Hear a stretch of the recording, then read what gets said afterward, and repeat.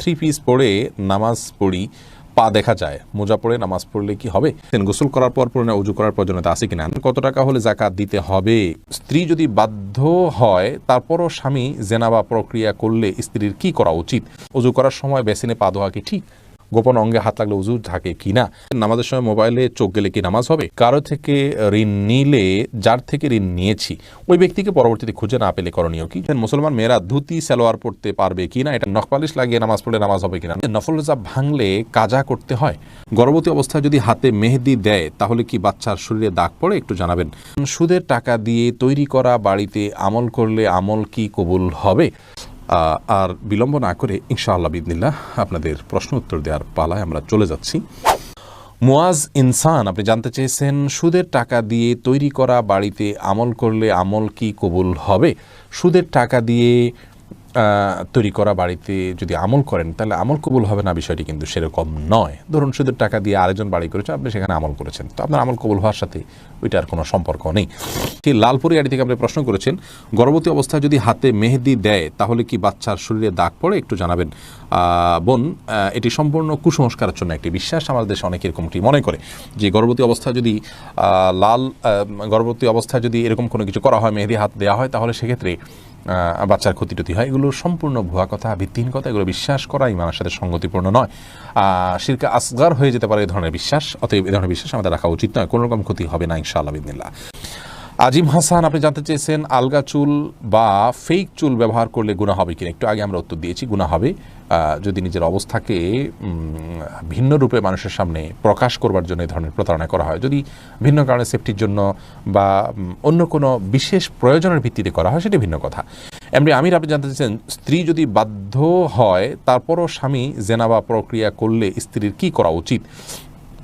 স্ত্রী যদি বাধ্য হয় তারপরেও যদি স্বামী জেনাবা পরকীয়া লিপ্ত হয়, তাহলে এই স্বামী তো নিকৃষ্ট কাজে লিপ্ত, হারাম কাজে লিপ্ত। স্ত্রীর উচিত তাকে নসিহা করা, আল্লাহর ভয় দেখানো, কায় মনোবাক্যে এবং নিজের সবটুকু প্রচেষ্টা দিয়ে তাকে নসিহা করে সৎ পথে আনার জন্য চেষ্টা করা, ভালোবাসা দিয়ে বুঝিয়ে বিভিন্নভাবে কৌশলে।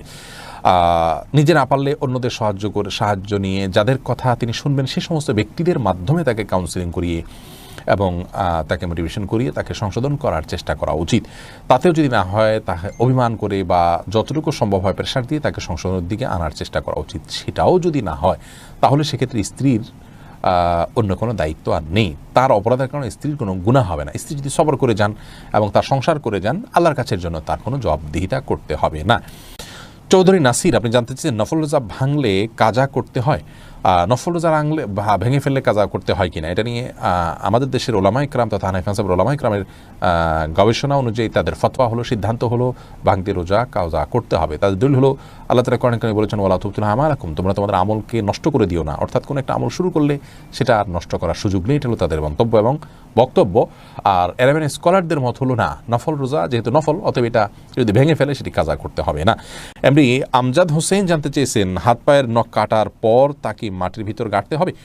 যেহেতু এটা মানুষের শরীরের অংশ, ময়লা আবর্জনা ফেলার জায়গায় না ফেলে এটাকে কোনো মাটিতে দাফন করলে সেটা উত্তম, ভালো কাজ। কিন্তু এটি ফরজ ওয়াজিবের মতো কোনো কাজ নয় যেটা না করলে গুনাহ হবে। উচিত, করতে পারলে ভালো হয়। ইফতিখার শুভ আপনি জানতে চেয়েছেন, নখপালিশ লাগিয়ে নামাজ পড়লে নামাজ হবে কিনা? নখপালিশ লাগিয়ে যদি আপনি অজু করেন তাহলে অজু হবে না, আর ওজু না হলে নামাজ হবে না। অতএব বলতে পারেন নখপালিশ লাগিয়ে অজু করে নামাজ পড়লে নামাজ হবে না। কিন্তু যদি অজু অবস্থায় নখপালিশ লাগিয়ে আপনি নামাজ পড়েন অজু অবস্থায়, তাহলে ওই নামাজটা হবে। পরবর্তীতে আবার যখন নামাজের সময় হবে বা অজু ভাঙবে, তখন আপনাকে নখপালিশ রিমুভ করে তারপরে উজু করতে হবে, অন্যথায় এটি জায়েজ হবে না। মা বোনেরা মাসিকের দিনগুলোতে নেল পালিশ ইউজ করতে পারেন, কোনো অসুবিধা নেই, যেহেতু তখন নামাজের অপশন তাদের নাই। কিন্তু পরবর্তীতে আবার নামাজ যখন শুরু হবে তার আগে তাদেরকে সেটি রিমুভ করে নিয়ে তারপর উজু করে নামাজ পড়তে হবে। আকলিমা আখি আপনি জানতে চেয়েছেন, মুসলমান মেয়েরা ধুতি সালোয়ার পড়তে পারবে কিনা? এটা পরা উচিত নয়। ধুতি যেহেতু হিন্দুদের একটা ধর্মীয় পোশাক বলা যেতে পারে, হিন্দুদের একটা কালচার, সেই কালচারের অনুকরণ মুসলমানদের জন্য করা জায়েজ নাই। মুসলমানের জন্য অন্য আপনার মুশরিকদের বা আল্লাহর প্রতি যারা বিশ্বাস রাখেন না সেই সমস্ত মানুষদের সংস্কৃতির অনুসরণ করা জায়েজ নয়। সেই জায়গা থেকে ধুতি সালোয়ারটা যেহেতু অনেকটা ধুতির মতো, আপনার পায়ের দিকে একটু উঠে থাকে ধুতির মতো, এটা একজন মুসলমান নারীর জন্য ব্যবহার করা উচিত না। এটা অমুসলিমদের সাথে সাদৃশ্য গ্রহণ করা। নবী সাল্লাল্লাহু আলাইহি ওয়াসাল্লাম বলেছেন, মান তাশাব্বাহা বিকওমিন ফাহুয়া মিনহুম, যে ব্যক্তি কোনো জাতির সাথে সাদৃশ্য গ্রহণ করছে তাদের অন্তর্ভুক্ত। আবু দাউদের বর্ণিত হাদিসের আলোকে এটি করা উচিত নয়। সালমা বেগম জানতে চেয়েছেন, মহিলাদের ভাঙতি রোজা কি স্বামীর অনুমতি ছাড়া রাখা যাবে? স্বামীর অনুমতি ছাড়া রাখা যাবে না। স্বামী যদি বলো যে হ্যাঁ রাখতে পারে, আর যদি স্বামী বাসায় থাকেন তাহলে সেক্ষেত্রে স্বামীর অনুমতি নিয়ে তারপরে রাখা উচিত। ভাঙতি রোজা যেগুলো এগুলো তো ফরজ রোজা, কিন্তু ওই দিন রাখাটা তো আপনার জন্য ফরজ নয়, অতএব দিনটা নির্দিষ্ট করার ক্ষেত্রে তার সম্মতি নিয়ে করা উচিত। ফারজানা সুলতান, আপনি জানতেছেন কিবলার দিকে পা দিয়ে শোয়া যাবে কিনা। কিবলার দিকে পা দিয়ে শোয়ার ব্যাপারে কোনো হাদিসে নিষেধাজ্ঞা সরাসরি নেই, তারপরও ওইদিকে কেবলা রয়েছে, সেই জায়গা থেকে কেবলার প্রতি শ্রদ্ধার জায়গা থেকে যদি দিকে পা না দেন ভালো, কিন্তু এটাকে হারাম বলা বা নাজায়েজ বলা বা গুনাহের কারণ বলার কোনো সুযোগ নেই, যেহেতু কোন হাদিসে এই বিষয়ে কোনো নিষেধাজ্ঞা নেই। হামিদ কারজাই এর দিকে আপনি জানতে চেয়েছেন, কারো থেকে ঋণ নিলে যার থেকে ঋণ নিয়েছি ওই ব্যক্তিকে পরবর্তীতে খুঁজে না পেলে করণীয় কি? যদি কোনোভাবে খুঁজে পাওয়া না যায় এবং আশাও ছেড়ে দেন, তাহলে সেক্ষেত্রে সেই ঋণের টাকা আপনি যে কোনো গরিব মানুষকে, অসহায় মানুষকে আপনি দান করে দিবেন বা কল্যাণমূলক খাতে দান করে দিবেন ওই ব্যক্তির তরফ থেকে, প্রাপকের তরফ থেকে, তাই আপনি দায়মুক্ত হবেন ইনশাআল্লাহ। এরপরে আলমগীর হোসেন জানতেছেন, নামাজের সময় মোবাইলে চোখ গেলে কি নামাজ হবে? নামাজ হয়ে যাবে, কিন্তু এটি নামাজের মানকে অনেকখানি নিচে নামিয়ে দিবে।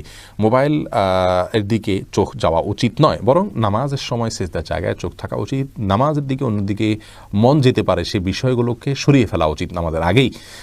মোবাইলকে এমন জায়গা রাখা উচিত নয়। সেরাজাম মুনির নিশান, আপনি জানতে চেয়েছেন ওযু করার সময় বেসিনে পা ধোয়া কি ঠিক?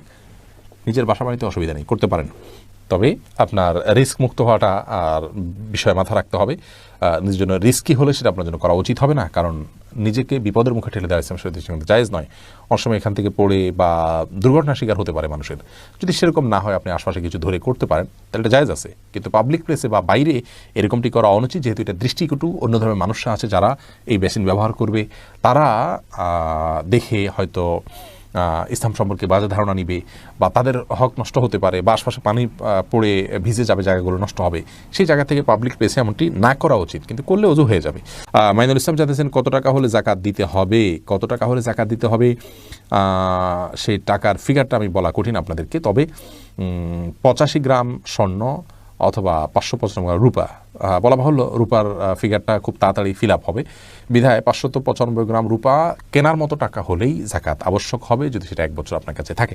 অতএব আপনার কাছে যে টাকা আছে সেটার দামে 595 গ্রাম রূপার দাম হয় কিনা সেটা আপনি দেখার বিষয়। আজকাল বোধহয় 40 থেকে 50,000 টাকা হলেই সম্ভবত হয়ে যাবে, নিশ্চিত নই, কাছাকাছি হবে ফিগারটা। এটি যদি 1 বছর থাকে জাকাত দিতে হবে। শিখা ইসলাম, আপনি জানতেছেন 3 পিস পরে নামাজ পড়ি, পা দেখা যায়, মোজা পরে নামাজ পড়লে কি হবে? পায়ের পাতা ঢাকতে হবে কিনা মেয়েদের নামাজের জন্য মধ্যে এটা নিয়ে মত পার্থক্য আছে। অনেক ওলামায়ে কেরাম এটাকে শর্ত করেছেন। আমি ব্যক্তিগতভাবে এই মতটা চাইতে, যারা বলেন যে পায়ের পাতা, পাতা বলতে পায়ের পাতার তলের অংশ, এটা ঢাকার শর্ত দিয়ে থাকেন, তাদের মতটাকে আমি সমর্থন করি না।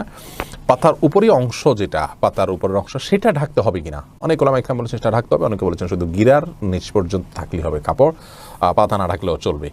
তো দুই পক্ষের ওলামায়ে কেরামের দলিল রয়েছে। নিরাপদ হলো এমন কাপড় পরা যে কাপড়টা অনেক বেশি লম্বা হয়, যে পায়ের পাতার উপরের অংশ সহ ঢাকা পড়ে। তলা ঢাকার জন্য, মোজা পরার জন্য আলাদা করে কষ্ট করা বা কসরত করা এটা আবশ্যক নয়। ইনশাআল্লাহ বিইذনিল্লাহ নামাজ হয়ে যাবে যদি কেউ মোজা না পড়ে।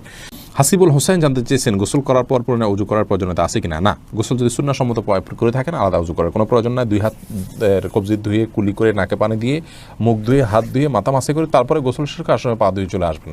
এভাবে গোসল করলে আপনার আলাদা করে আর গোসল করার কোনো প্রয়োজন নেই। ওযুতে আপনার গোসলের শুরুতে ওযুর নিয়ত হয়ে যাচ্ছে। এস আলম, আপনি আইডি থেকে জানতে চেয়েছেন, গোপন অঙ্গে হাত লাগলে ওযু থাকে কি না?